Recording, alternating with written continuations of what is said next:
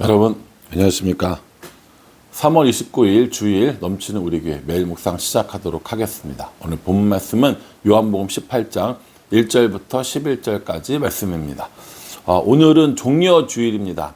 예수님께서 십자가를 지시기 위하여 예루살렘 성에 입성하실 때, 그리고 사람들이 종려나무 가지를 흔들고 겉옷을 바닥에 깔고 예수님은 나귀를 타고 예루살렘 성에 들어오는 날, 그날을 종려주일이라고 부릅니다.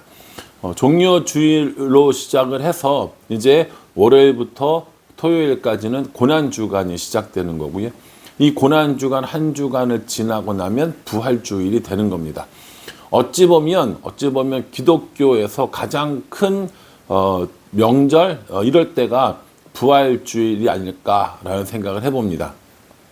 그러나 부활주일이기 전에는 반드시 이 고난주간을 지나가야 되는 거고요. 그래서 이 고난주간에 우리가 십자가를 묵상하면서 예수님께서 걸어가신 그 길들을 묵상하는 그런 시간들이 있는 겁니다. 우리는 이제 앞에서 이미 그 종려주일을 묵상을 했죠.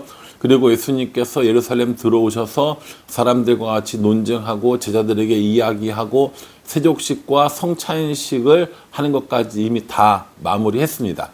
요한복음 14장, 15장, 16장을 통해서 예수님께서 제자들에게 고별 설교하셨고 17장에 대제사장적인 기도를 하신 것까지 어제 살펴보았습니다.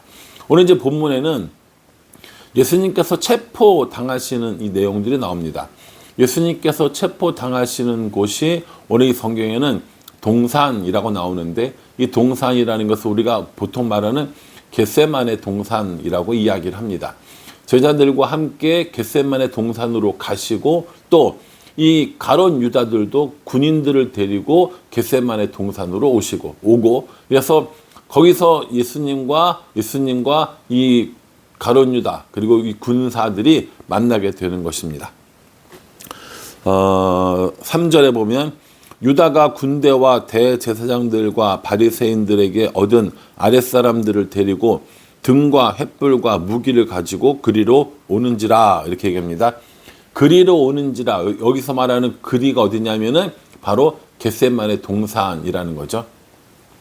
여기 이제 겟세마네 동산이라고 나오지 않는데, 다른 이제 공간복음에 보면 겟세마네 동산 혹은 감난산이라고 얘기합니다. 그래서 대개 이야기할 때 감남산에 있는 어느 한 동산을, 언덕을 말한다라고 이야기하죠. 이 겟세마네 동산에서 여러 번 모임이 있었고, 또 그곳에서 또 기도도 하시고 했기 때문에 이미 가룟 유다도 거기를 잘 알고 있었던 거예요. 그리고 제자들이 그리로 갈 거라는 것도 어느 정도 예상을 했겠죠. 그러니까 거기서 만나게 된 겁니다. 여러분이 참, 다시 예수님께서 떡을 떼어 주시면서 너의 할 일을 하라라고 했고, 가룟 유다는 그 길로 가서 대제사장들에게 예수님이 있는 곳을 알려주고 예수님 어떤 분인지를 지목해 주겠다고 약속을 하고 돈을 받는 겁니다. 그리고 바리새인과 대제사장들이 직접 오는 것도 아니고 그 아랫사람들, 종을 데리고 군대를 데리고 이제 예수님을 체포하는 자리에 가룟 유다가 선두로 서서 나온 겁니다. 예수님께서 가룟 유다 만났어요. 4절에 보면 예수께서 그 당할 일을 다 아시고 나아가 이르시되 너희가 누구를 찾느냐, 이렇게 말씀하십니다. 예수님께서는 이제 어떤 일이 있을지, 그리고 저 군대들이 왜 왔는지 다 알고 있었다라는 거예요. 그래서 너희가 누구를 찾느냐라고 물어보고 있는 겁니다. 다 알고 있는 상태라면 사실은 피하거나 다른 방법을 찾을 수 있음에도 불구하고 이렇게 체포되어지는 것이 하나님의 뜻이고, 체포되어지는 것이 예수님께서 지금까지 이야기해 주셨던 그 때가 왔기 때문에 그 체포를 피하지 않으십니다. 너희가 누구를 찾느냐라고 물어보니까 이 군대들이 뭐라고 얘기하냐면 나사렛 예수라, 이렇게 이야기합니다. 나사렛 예수를 찾고 있습니다 라고 얘기하니까 예수님께서 내가 그니라 라고 얘기하죠.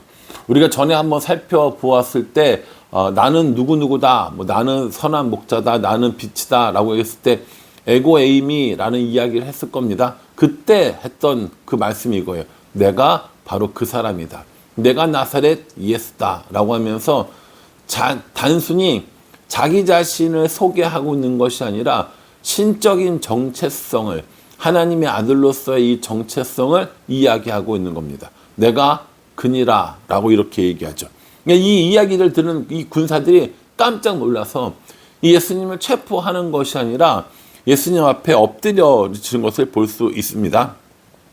왜냐하면요, 보통 일반적으로 군인들이 이 누군가를 잡으러 오잖아요. 체포하러 오면 사람들이 도망을 가거나 뭐 아니라고 하거나 뭐 내가 아닙니다, 저 사람입니다, 이런 식으로 반응해야 될 텐데, 오히려 너무 당당하게 내가 나사렛 예수다라고 이야기하고, 예수님께서 내가 그니라라고 하는 그 신적 정체성을 밝히니까 이 군인들이 너무 당황한 거예요. 그래서 앞에 엎드려지는 거예요. 다시 물어보세요. 다시 7절에 이에 다시 누구를 찾느냐고 물으신데 그들이 말하되 나사렛 예수라 하거늘, 이렇게 얘기합니다. 다시 물어보세요. 너희가 누구를 찾느냐 물어보니까 나사렛 예수입니다 라고 대답을 해요. 여러분, 한번 이야기했잖아요. 내가 그 사람이야 라고 이야기를 했어요. 그리고 놀랬어요. 그리고 그 옆에는 가룟 유다도 있었다고 이야기를 합니다. 그러면 예수님이 예수님인지 군인들도 알고 가룟 유다도 알고 다 알고 있었다라는 거예요. 그럼에도 불구하고 섣불리 체포하지 못하는 모습을 볼 수 있습니다. 그러니까 예수님은요, 체포되어지신 것이 아니라 자발적으로 사람들에게 가신 겁니다. 예수님께서 이렇게 될 모든 것을 다 이미 아신다고 하셨어요. 아셨기 때문에 피하거나, 나쁜 말로 하면 도망가거나 숨거나 얼마든지 이렇게 할 수 있었지만, 예수님께서는 이렇게 십자가를 져야 하는 것이 예수님이 하셔야 할 사역의 완성이라는 것을 알고 있었기 때문에 그 십자가를 피하지 않는 것을 볼 수 있습니다. 예수님께서 이렇게 내가 그 사람이다라고 이야기하면서 또 뭐라고 말씀하시냐면, 나를 찾거든 이 사람들 가는 것을 용납하라. 이 사람들이 누굽니까? 제자들인 거죠. 너희가 찾는 사람이 예수와 그 추종자가 아니라 나사렛 예수를 찾는다고 했지 않느냐. 그러니 내가 나사렛 예수니까 나만 체포하고 이 사람들은 다 가도록 해 주어라. 이렇게 이야기를 하는 거죠. 참 예수님이 마음이 좋다, 제자들을 사랑하시네, 이렇게 생각할 수도 있지만, 요한은 뭐라고 얘기했냐면 9절에 이는 아버지께서 내게 주신 자 중에서 하나도 잃지 아니하였사옵나이다 하신 말씀을 응하게 하려 함이러라, 이렇게 얘기했습니다. 뭘 응하게 한다는 거예요? 말씀을 응하게 하기 위해서라는 거죠. 그 마지막 순간까지, 예수님이 체포되어지는 그 순간까지 예수님께서는 철저하게 하나님의 말씀을 응하기 위해서, 그 말씀에 순종하기 위해서 최선을 다하는 모습을 볼 수 있습니다. 근데 우리는 어떤가요? 우리는 평상시에는 말씀 잘 지키는 것처럼 보입니다. 그런데 우리가 정말 죽을 위기, 혹은 우리가 손해볼 위기, 혹은 나에게 불이익이 있을 위기가 되면 우리는 과감하게 예수님을 배반하고 우리들의 이익을 쫓는 일이 사실은 훨씬 더 많이 있습니다. 체포당하는 그 순간까지도 그 말씀을 응하게 하기 위해서, 그 말씀이 이루어지게 하기 위해서 제자들을 체포하지 말도록 이야기하시는 예수님의 모습을 보게 된다라는 거죠. 쉬울 때, 좋을 때, 아무 일도 없을 때 말씀에 순종하는 건 좀 쉬운 일입니다. 그러나 나의 이익 앞에, 나의 손해 앞에, 나의 목숨 앞에 예수님처럼 이렇게 말씀에 순종하고 말씀이 내게 이루어지기를 원한다라고 고백하는 건 정말 어려운 일인 것 같습니다. 예수님은 이 자리를 얼마든지 피하실 수 있었습니다. 예수님은 십자가를 지러 체포당하지 않으실 수도 있었고 그만한 능력도 있으신 분이었습니다. 그럼에도 불구하고 자신의 가야 할 길, 사명이 무엇인지 알고 있었기 때문에 이 하나님 말씀에 순종하는 모습을 볼 수 있습니다. 예수님께서 이렇게 순종하는 모습을 보여줄 때 베드로는 어떻게 했냐면 10절에요. 이에 시몬 베드로가 칼을 가졌는데 그것을 빼어 대제사장의 종을 쳐서 오른편 귀를 베어버리니 그 종의 이름은 말고라. 이렇게 얘기합니다. 베드로는 성격이 급하죠. 급한 걸로 유명한 사람인데 행동도 빨랐던 것 같습니다. 예수님께서 그렇게 체포당하시니까 자기가 가지고 있던 칼을 가지고 휘둘렀는데 하필이면 이 대제사장의 종이었던 말고라는 사람의 오른쪽 귀를 베어버립니다. 이게 뭐 이만큼 베어졌는지 이만큼 베어졌는지 모르겠지만 어쨌든 뱄다라는 건 이렇게 잘려져서 떨어졌다는 의미인 거거든요. 이런 모습은 사복음서 중에서 마태하고 마가는 기록하지 않습니다. 누가하고 요한이 기록을 하고요. 요한은 말고라는 사람의 이름을 주목해서 기록했고요.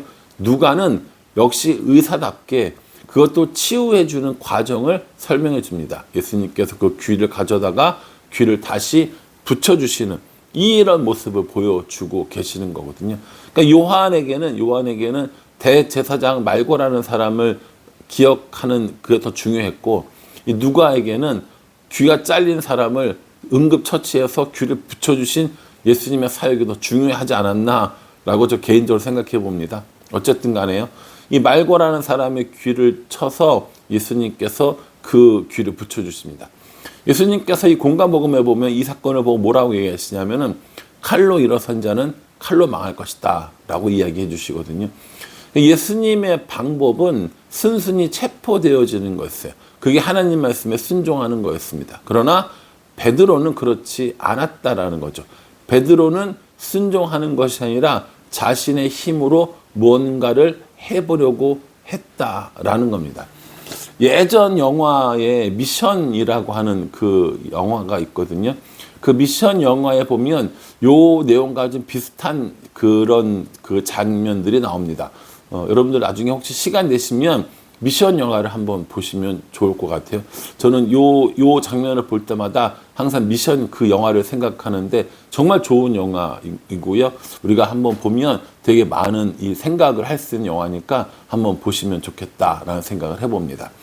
내 방법으로 하나님의 뜻을 이루려 할 것인가? 아니면 하나님의 방법으로 하나님의 말씀에 순종해서 나의 뜻이 아니라 하나님의 뜻을 이루려고 할 것인가? 이거 우리에게 지금 물어보고 있는 말씀이라고 저는 생각합니다.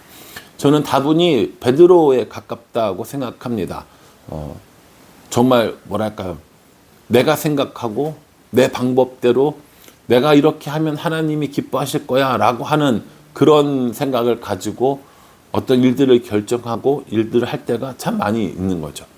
예수님께서는 체포당하는 것이 증거처럼 보이잖아요. 십자가에 못 박히신 것이 실패한 것처럼 보이잖아요. 사람들 볼 때는. 그러나 그건 실패도 아니고 뭐 어떤 것도 아니고 하나님의 말씀에 순종한 오히려 예수님의 완벽한 승리였다라는 겁니다. 그러니 내 뜻을 따라서 내 계획을 따라서 하려고 하는 것이 아니라 하나님의 뜻에 순종하며 걸어가는 그 길이 승리의 길이다라는 사실을 꼭 기억했으면 좋겠습니다. 오늘 종려 주일이라고 말씀드렸어요. 내일부터 고난 주간이 시작입니다. 필사를 하는 것부터 시작을 해서 우리들의 삶의 모든 영역 가운데 하나님께서 우리에게 어떠한 뜻을 주시는지 알고 하나님의 계획이 무엇인지를 깨닫고 나의 계획, 나의 방법이 아니라 하나님의 뜻과 방법대로 나아가서 하나님의 뜻이 온전히 이루어지도록 살아가는 우리가 되었으면 정말 좋겠습니다. 오늘 종려주일과 고난주간을 맞이해서 오늘 우리에게 주시는 이 말씀들을 꼼꼼하게 묵상하면서 예수님의 고난의 길을 묵상하고 우리도 그 길을 가겠노라고 결단하는 우리 모두가 되기를 주님의 이름으로 축복합니다. 기도하겠습니다. 하나님, 겟세마네 동산에서 체포되시고 이제 십자가의 길로 가야 합니다. 얼마든지 그 상황을 면할 수 있고 또 피할 수 있음에도 불구하고 다 알고 예수님께서는 그 길로 나아가십니다. 그것이 하나님의 방법이었고 그 하나님의 방법에 예수님은 순종하십니다. 베드로는 그렇지 않았습니다. 그러니 베드로와 같은 삶을 살지 않도록 우리 모두를 인도해 주시고 예수님처럼 하나님의 때에 하나님의 방법으로 하나님의 일들을 이루는 우리가 될 수 있도록 은혜 베풀어 주시옵소서. 예수님의 이름으로 기도합니다. 아멘. 이 말씀 깊이 꼼꼼하게 묵상하셔서 예수님께서 이루셨던 것처럼 내 계획, 내 방법이 아니라 하나님의 계획과 하나님의 방법, 하나님의 때를 이루는 우리 모두가 되기를 간절한 마음으로 기도하겠습니다. 감사합니다.